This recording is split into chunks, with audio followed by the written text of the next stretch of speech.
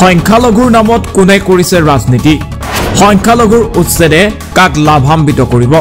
বছৰ বছৰ ধৰি সংখ্যালঘু ভোট বেংকৰ ৰাজনীতিকাৰ কিয় আজিলৈকে সংস্থাপিত কৰা নহল লাখ লাখ সংখ্যালঘু একাংশ নেতাই সংখ্যালঘুৰ সমস্যা সমাধান কৰাত কিয় গুৰুত্ব নিদিয়ে কাৰ বাবে উচ্ছেদিত শ লোকৰ ঘৰ বাৰী ভঙা গল এই আটাইবোৰ প্ৰাসংগিক প্ৰশ্নলৈ সংবাদ মাধ্যম সোশ্যাল মিডিয়া সকলোতে চৰ্চা এই প্ৰসংগৰে ৰাজ্যৰ এটা ব্যক্তিগত সংবাদ মাধ্যমত আয়োজন কৰা হৈছিল টক শ্ব'লৈ আমন্ত্ৰণ জনোৱা অতিথিৰ ভিতৰত আছিল এজন কংগ্ৰেছী বিধায়ক গোৱালপাৰাৰ বিধায়ক একে ৰচিদ মণ্ডলে অংশ লৈছিল এই অনুষ্ঠানত টক শ্ব'ৰ আঁত ধৰিছিল জ্যেষ্ঠ সাংবাদিক ৰাজদীপ বাইলুং বৰুৱাই অনুষ্ঠান লাইভ সম্প্ৰচাৰৰ সময়তে উগ্ৰ হৈ পৰে বিধায়ক একে ৰচিদ মণ্ডল জ্যেষ্ঠ সাংবাদিকক অন কেমেৰা অশালীন ব্যৱহাৰ একে ৰচিদ মণ্ডলৰ অসাংবিধানিক শব্দৰে সাংবাদিকক অপমান কৰা ঘটনাক তীব্ৰ ভাষাৰে গৰিহণা ৰাজ্যবাসীৰ একে ৰচিদ মণ্ডলৰ বিৰুদ্ধে ৰাজ্যজুৰি তীব্ৰ প্ৰতিবাদ উপায়ন্তৰ হৈ ফেচবুক ভিডিঅ' যোগে ক্ষমা খুজিবলৈ বাধ্য হ'ল একে ৰচিদ মণ্ডল বিশেষ এটা কাৰণত ফেচবুক লাইভত আহিব লগা হ'ল মই সাধাৰণতে ফেচবুক লাইভত নাহোঁ কালি টক শ্ব' আছিলে ND24 টক শ্ব'ত অনিচ্ছাকৃত কিছু পৰিৱেশ সৃষ্টি হ'ল তাৰ কাৰণে মই দুখিত মই একচুৱেলি মনটো খুবেই বেয়া যিবিলাক ঘটনা ঘটি আছে সকলোৱে জানে পাইকানৰ উচ্ছেদ হাছিলেবেলৰ উচ্ছেদ মানুহ চুইচাইড কৰা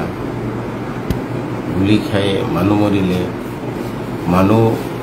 গুলি খাই হস্পিটেলত ছটফটাই আছে দিনতো ফোন কৰিছে প্ৰিন্সিপালৰ লগতো JMC হস্পিটেলৰ এজন প্ৰিন্সিপাল তেওঁৰ লগতো অলপ কথা কাটাকাটি হ'ল যে গুলি এতিয়ালৈ ওলাব পৰা নাই কিয়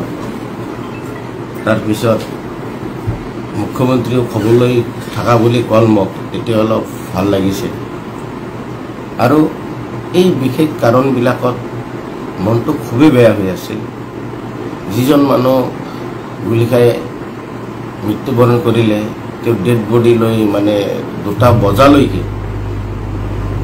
বজালৈকে কোনো মীমাংসা নহয় কবৰস্থ কৰিব নোৱাৰোঁ পিছত মোৰ যি সমাজত সেই সমাজত চহৰত আনি গোৱালপাৰা চহৰত আনি কবৰস্থ কৰিব লগা হ'ল বিভিন্ন কাৰণত একচুৱেলি মনটো মোৰ ভালো নাছিল কিন্তু আমাৰ ৰাজদীপ বাইলুং বৰুৱা তেখেতৰ লগত একচুৱেলি মোৰ সম্পৰ্ক খুব ভাল মই আগে পিছে তেওঁক সন্মানো কৰোঁ মই কিন্তু তেওঁ যেতিয়া ক'লে অলপ লাইভত অলপ বহি দিয়ক টক শ্ব'ত অলপ বহি দিয়ক কিন্তু তেখেতসকলৰ ৰিপৰ্টাৰবিলাকে যেতিয়া কৈ আছিল মই মানা কৰিছিলোঁ তেওঁ যেতিয়া ক'লে মোৰো অলপ বেয়া লাগিলে মই টক শ্ব'ত বহিলোঁ এই বহা সময়খিনিতো হাছিলাবিলৰ মানুহখিনি নাখাই আছে মোৰ বাহিৰত মই যি ৰুমত টক শ্ব'ত আছিলোঁ এই ৰুমত বাহিৰতো মানুহখিনি ৰখি আছে খাব পোৱা নাই এইবিলাক লৈ মোৰ একচুৱেলি মনটোও ভাল নাছিল যে যিয়ে নহওক টক শ্ব'ত কি হ'ল আপোনালোকে সকলোৱে জানে এইটো লৈ এটা মানে তেওঁ কিজনে ভবা নাছিল এইটো পৰিৱেশ হ'ব ময়ো ভবা নাছিলোঁ যিটো পৰিৱেশৰ সৃষ্টি হ'ল তাৰ কাৰণে ময়ো দুখিত আৰু তেওঁৰো নিশ্চয় কিবা এটা খং উঠিল নেকি নাই নাজানো মই যেতিয়া নিৰপেক্ষ হোৱা কথা ক'লোঁ তেতিয়া তেওঁ মানে মোক অভদ্ৰ ক'লে গেট আউট বুলি ক'লে ময়ো মানে এনেই আৱেগিক হৈ আছোঁ ময়ে নঞ্চনী বুলি ক'লোঁ শব্দটো মোক ক'ব নালাগিছিল মই নিজে দুখিত আৰু বাইলুং বৰুৱা ডাঙৰীয়া যদি আপুনি সঁচাকৈয়ে যদি এইটোত আপোনাৰ আঘাত দিছে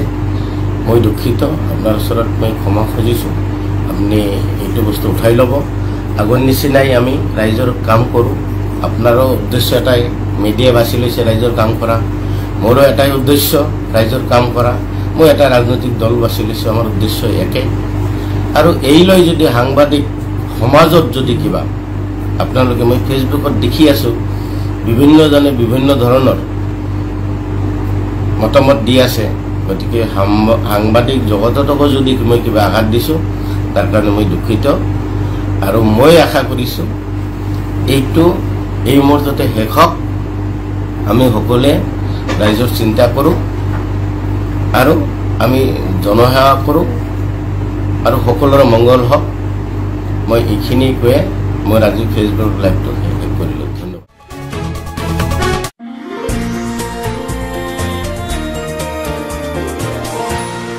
এনিটক্স